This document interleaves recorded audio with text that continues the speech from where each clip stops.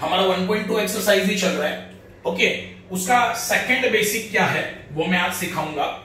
Mid point segment theorem. नाम क्या बोल रहे हैं देखो, mid point segment theorem. Segment का मतलब क्या है, लाइन। ओके, समझो मैंने एक लाइन बना दिया ए बी। ओके, मैंने एक लाइन बना दिया ए बी। देखो नाम का मीनिंग समझा रहा हूं, ध्यान दो अच्छे से। Mid point segment theorem. Okay, इसका मतलब क्या है, सेगमेंट है। सेगमेंट मतलब एक लाइन। तो मैंने एक लाइन बना दिया ए बी, उसमें क्या है, एक मिड पॉइंट। मिड पॉइंट मतलब सेंट्रल पॉइंट। लाइन के ऊपर एक सेंट्रल पॉइंट है, उसे हम लोग बोलेंगे मिड पॉइंट। ओके, तो मैंने बीच में एक एम पॉइंट बना दिया, ये तुम्हारा मिड पॉइंट बन गया। ओके, तो मैंने क्या किया, एक लाइन बनाया, ध्यान दो अच्छे से। मैंने एक लाइन को बनाया ए बी, और ये ए बी लाइन का एम क्या बन गया, मिड पॉइंट मतलब सेंट्रल पॉइंट। ओके, तो उसका थ्योरम है। ओके, उसका थ्योरम है। थ्योरम क्या बोलता है मैं एक्सप्लेन करने वाला हूं, उसके बाद उसके ऊपर जो सम्स है वो हम लोग देखने वाले हैं। ओके, तो पहले देखते हैं mid point segment theorem. Okay, नाम का मीनिंग समझा है। नाम का मीनिंग क्या है देखो, सेगमेंट। सेगमेंट मतलब लाइन। तो मैंने एक लाइन लिया ए बी। ए बी मैंने एक लाइन लिया, उसके ऊपर क्या है, मिड पॉइंट। तो मैंने लाइन के बीच में, मिड मतलब सेंट्रल, लाइन के बीच में एक पॉइंट बना दिया एम। तो इसका थ्योरम हमें देखना है। तो देखो क्या दिया है, if A B is segment. A B क्या है, एक सेगमेंट। सेगमेंट मतलब एक line. Okay, and M is the mid point of A B. M क्या बन गया, एम क्या बन गया, ए बी का मिड पॉइंट। देखो कंडीशन है ये। कंडीशन क्या है देखो, ये कंडीशन बता रहा हूं। अगर ये कंडीशन सेटिस्फाइड है तो क्या आएगा आंसर। हम लोग ये थ्योरम कब अप्लाई करेंगे, देखो ज्योमेट्री में थ्योरम्स एक इंपॉर्टेंट फैक्टर होता है जिसके ऊपर से सम्स आते हैं। ओके, तो मिड पॉइंट सेगमेंट थ्योरम, ये थ्योरम है, उसका एक कंडीशन है। उसका कंडीशन क्या है कि ए बी एक लाइन है, ए बी एक लाइन है, और उसके बीच में क्या है, एक मिड पॉइंट। समझा मैं क्या बोला, ए बी एक लाइन है और उसके बीच में क्या है, मिड पॉइंट मतलब एक सेंट्रल पॉइंट। ये तुम्हारा कंडीशन हुआ। अब जब ये कंडीशन सेटिस्फाइड होगा, कंडीशन क्या है, एक लाइन चाहिए और बीच में एक मिड पॉइंट मतलब सेंट्रल पॉइंट। तो हम लोग आंसर कैसे निकाल सकते हैं, आंसर कैसे निकाल सकते हैं मतलब ये थ्योरम कब अप्लाई कर सकते हैं। थ्योरम अप्लाई करने के लिए दो कंडीशन है। कंडीशन कौन से, एक लाइन चाहिए और बीच में एक मिड पॉइंट चाहिए। मिड पॉइंट मतलब सेंट्रल पॉइंट, लाइन का सेंट्रल पॉइंट। ये कंडीशन तुम्हारा सेटिस्फाइड होना जरूरी है। अगर ये कंडीशन सेटिस्फाइड है तब मैं ये थ्योरम को अप्लाई कर सकता हूं, नहीं तो नहीं कर सकता। ओके, कंडीशन अगर सेटिस्फाइड है तो ही मैं थ्योरम को अप्लाई कर सकता हूं सम सॉल्व करने के लिए। ओके, तो कंडीशन क्या है, एक लाइन है और वो लाइन का एक सेंट्रल पॉइंट है। सेंट्रल पॉइंट मतलब मिड पॉइंट। सेंट्रल पॉइंट मतलब क्या, मिड पॉइंट। ये कंडीशन सेटिस्फाइड होना जरूरी है। अगर ये दोनों भी चीजें हैं तो ये थ्योरम अप्लाई होगा। ओके, तो थ्योरम कैसे अप्लाई करना है, सिंपल लॉजिक। ए बी का मिड पॉइंट कौन, एम। अगर ए बी का एम ये मिड पॉइंट है तो A M and M B ये दोनों भी क्या होंगे, इक्वल। ये दोनों भी क्या होंगे, इक्वल। तो मैंने इक्वल का साइन दे दिया, देखो दोनों को सेम, ऐसे डायग्राम में ही बताया मैंने। ओके, तो देखो स्टार्टिंग से बताता हूं। ए बी एक सेगमेंट है, ओके, और एम क्या है, उसका मिड पॉइंट मतलब सेंट्रल पॉइंट। तो क्या आंसर आएगा, आंसर क्या आएगा, अगर ये कंडीशन है तो आंसर क्या आएगा, सिंपल लॉजिक। अगर ये मिड पॉइंट है तो A M and M B ये दोनों भी क्या बन जाएंगे, इक्वल। ये दोनों भी क्या बन जाएंगे, इक्वल। तो देखो मैंने यहां पे लिखा, then segment A M congruent to segment M B. Congruent मतलब क्या, इक्वल। समझा या गलत। तो वापस एक बार देखते हैं, ए बी क्या है, ए बी एक लाइन है, सेगमेंट है, उसका मिड पॉइंट कौन है, एम। ओके, उसका मिड पॉइंट एम है। अगर मिड पॉइंट एम है तो A M and M B दोनों भी क्या बन जाएंगे, इक्वल। तो मैंने लिख दिया इक्वल। ओके, अभी नेक्स्ट ये हुआ तुम्हारा फर्स्ट आंसर और ये तुम्हारा सेकंड। फर्स्ट आंसर समझा क्या आएगा, AM एंड MB दोनों भी क्या बन जाएंगे, इक्वल बन जाएंगे। ओके, एंड तुम लोग मुझे ये बताओ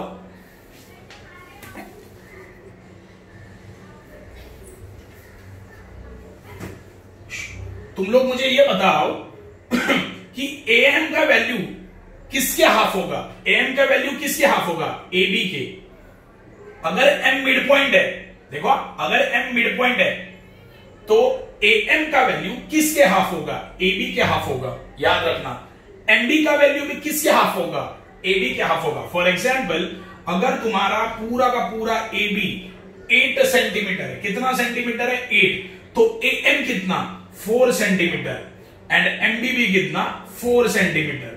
सही है, मतलब क्या है, AM किसका हाफ बन गया, AB का, क्योंकि AB कितना है 8, तो AM कितना 4, तो किसके हाफ बन गया, AB के हाफ बन गया ना। तो AM is equal to half of AB, है ना। AM का वैल्यू किसके हाफ होगा, AM का value half of AB। MB का वैल्यू भी कितना आएगा, हाफ आएगा, किसके, 8 के। 8 क्या है, AB, तो MB का वैल्यू AB के क्या आएगा, हाफ आएगा। तो MB is equal to half of AB। Reason मैंने क्या लिखा, by mid point segment theorem. ये तुम्हें रीजन लिखना ही है, ज्योमेट्री में रीजंस बहुत ज्यादा इंपॉर्टेंट होते हैं, ये याद रखना। ओके, वापस एक बार थ्योरम को रिवाइज करते हैं, mid point segment theorem. Okay, तो एक सेगमेंट है AB, ओके, AB सेगमेंट का एक मिड पॉइंट है, मिड पॉइंट मतलब सेंट्रल पॉइंट, सेंट्रल पॉइंट। तो M क्या बन गया, AB का सेंट्रल पॉइंट मतलब मिड पॉइंट। तो सिंपल लॉजिक है, तो AM एंड MB ये दोनों भी क्या बन जाएगा, इक्वल। तो मैंने लिख दिया, अगर मिड पॉइंट M है तो AM एंड MB क्या बन जाएगा, इक्वल, लिख दिया। AM का वैल्यू किसके हाफ होगा, AB के हाफ होगा, एंड MB का वैल्यू किसके हाफ होगा, AB के हाफ होगा। सही है, तो मैंने यहां पे रीजन लिख दिया bye mid point segment theorem. Okay, ये तुम्हारा थ्योरम हो गया। ओके, ये तुम्हें देखो बेसिक्स, जहां जहां पे मैं बेसिक सिखा रहा हूं वहां पे डबल स्टार करके बेसिक लिखना है, फिर हेडिंग लिखना है mid point segment theorem. Okay, underline करना है, फिर बेसिक लिखना है, फिर इसके ऊपर के सम्स में लूंगा। अभी 1.2 में क्वेश्चन नंबर 2 क्या दिया है वो देखते हैं। Point M is the mid point of segment AB। Point M क्या है, सेगमेंट AB का मिड पॉइंट है। ओके, तो मैंने एक डायग्राम बना दिया, एक सेगमेंट AB बनाया, ओके, और उसका M क्या है, मिड पॉइंट, तो मैंने मिड पॉइंट बना दिया M। सही है, और ये दोनों इक्वल बन गए, फिर AM एंड MB क्या बन गए, इक्वल। हाँ, AB कितना दिया है, 8, तो मैंने डायग्राम में AB कितना बताया, 8। फाइंड क्या बोला है, AM मतलब AM वैल्यू कितना। सिंपल है, इसको फॉलो करते हैं, क्योंकि सम में ऑलरेडी देखो कंडीशन सेटिस्फाइड, एक सेगमेंट है AB, उसका M क्या है, मिड पॉइंट, तो ये कंडीशन सेटिस्फाइड हो गया। तो मैं ये थ्योरम अप्लाई कर सकता हूं, मैं कर सकता हूं ये थ्योरम अप्लाई, क्यों, कंडीशन कंप्लीट हो गया है। तो मैं लिखूंगा पॉइंट M इज ए, देखो यहां से सोल्यूशन स्टार्ट होता है। देखो कंडीशन तुम्हें लिखना ही पड़ेगा सोल्यूशन में, ये याद रखना हमेशा।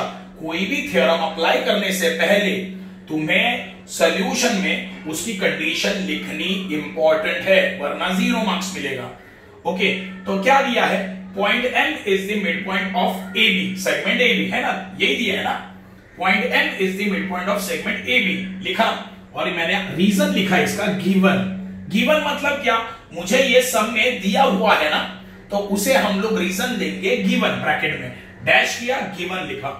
समझे, ये मुझे जो पॉइंट है ना, ये मुझे ऑलरेडी सम में दिया है, इसीलिए मैंने इसको रीजन दिया गिवन। ओके, अगर M मिड पॉइंट है, देखो अगर M AB का मिड पॉइंट है तो AM is equal to MB, लिख दिया। देखो segment AM equal to MB है ना, कॉन्ग्रुएंट मतलब इक्वल। उसके बाद क्या फाइंड आउट करने बोला है, AM, क्या फाइंड आउट करने बोला है, AM।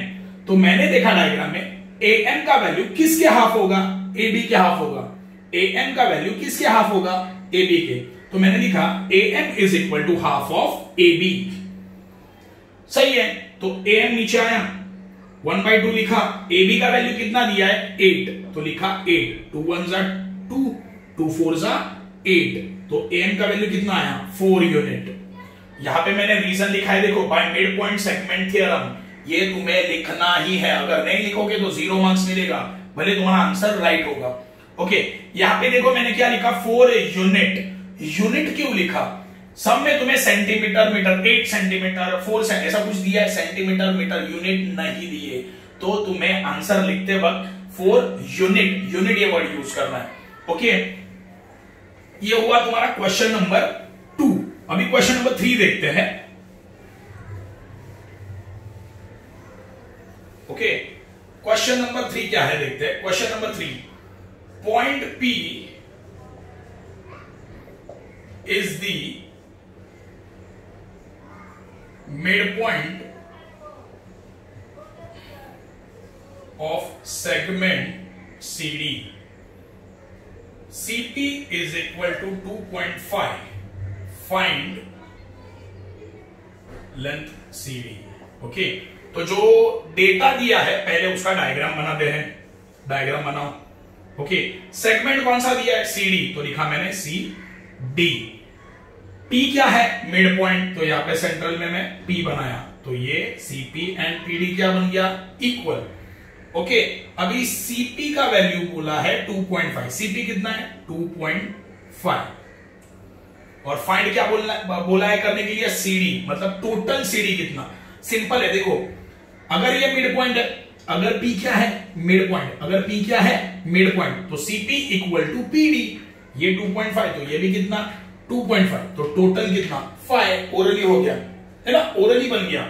देखो अगर P मिड पॉइंट है तो CP कितना 2.5, तो PD भी कितना 2.5, तो टोटल कितना 2.5 प्लस 2.5 5, CD बन गया 5, है ना। तो ये ऐसे तुम लोग सॉल्व कर सकते हो। तो मैं पहले लिखूंगा, पहला सॉल्यूशन में पहले लिखूंगा point P is the midpoint of CD. Okay, यहां पे आएगा गिवन, यहां पे रीजन आएगा बाजू में गिवन, याद रखना। ये स्टेटमेंट का रीजन क्या लिखा डैश करके गिवन। सेकंड क्या आएगा, अगर ये मिड पॉइंट है तो CP equal to PD, therefore segment CP congruent to segment PD। सही है। थर्ड स्टेटमेंट, अगर देखो बट सेगमेंट CP कितना दिया है 2.5, इसको इक्वेशन नंबर 1 दे देना, इसको इक्वेशन नंबर 1 दे देना। But segment CP is equal to 2.5, ये गिवन है ना, है ना। CP कितना दिया है 2.5, ये गिवन डेटा है, तो यहां पे रीजन लिखा गिवन, और इसे इक्वेशन नंबर 2 दे दिया। देयरफॉर सेगमेंट PD भी कितना आएगा 2.5, रीजन क्या आएगा फ्रॉम 1 एंड 2। देखो अच्छे से ध्यान दो, ये भी एक्सप्लेन करता हूं वापिस।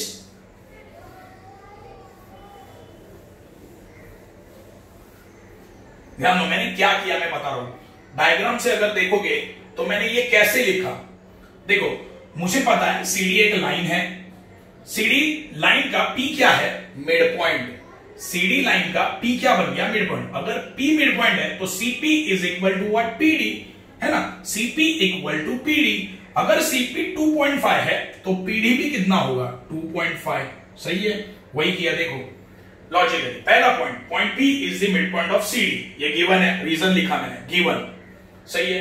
ओके, अगर ये मिड पॉइंट है तो CP equal to what PD, तो मैंने वो लिखा segment CP congruent to segment PD, और इसे इक्वेशन नंबर क्या दिया 1, सही है। अगर CP 2.5 है तो PD भी कितना आएगा 2.5, तो बस मैंने वही लिखा। बट सेगमेंट CP कितना है, CP 2.5 है, देन PD 2.5 आएगा, तो बस वही लिखा मैंने। But segment CP 2.5, therefore segment PD भी कितना 2.5, है ना। तो इसको मैंने इक्वेशन 2 दे दिया, और मुझे कैसे पता चला कि सेगमेंट पीडी 2.5 आएगा? इक्वेशन 1 एंड 2 से।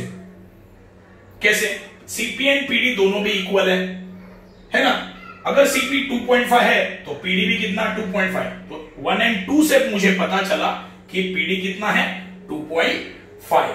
ये याद रखना, क्योंकि ये दोनों भी इक्वल है। सही है, ये दोनों भी इक्वल है। अगर ये 2.5 है तो ये भी कितना आएगा? 2.5। बस वही मैंने लिखा है यहाँ पे। इक्वेशन नंबर 1 इसको दिया, इक्वेशन नंबर 2 इसको मैंने दिया। और पीडी 2.5 कैसे आया, कैसे पता चला मुझे? 1 एंड 2 से। तो यहाँ पे रीजन लिखा फ्रॉम 1 एंड 2। अभी मुझे बताओ फाइंड क्या करना है? सीडी फाइंड आउट करना है। तो सीडी क्या आएगा? CP plus PD.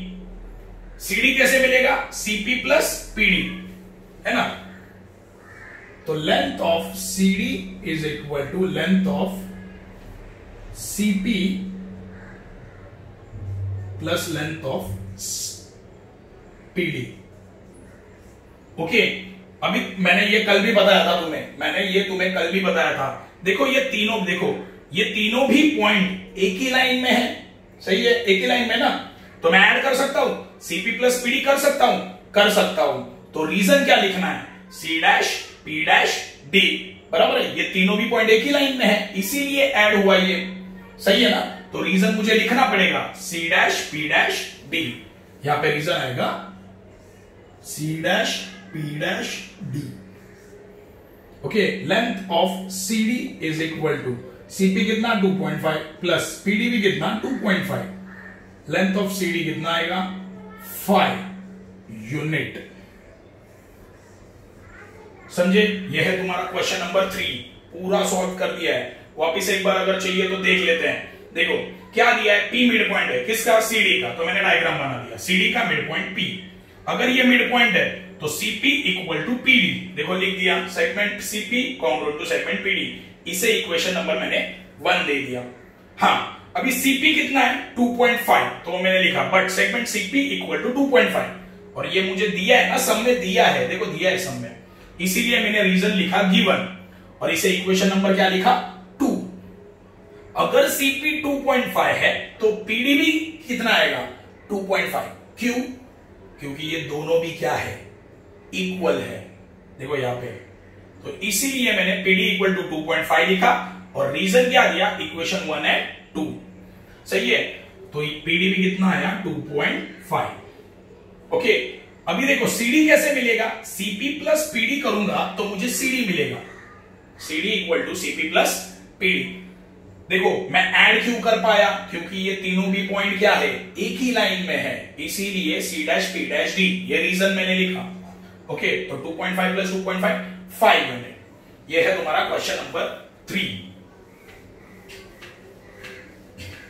अभी देखते हैं क्वेश्चन नंबर 4।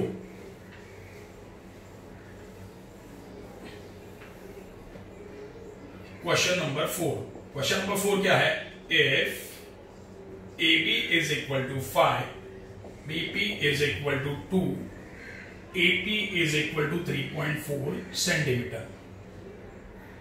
Compare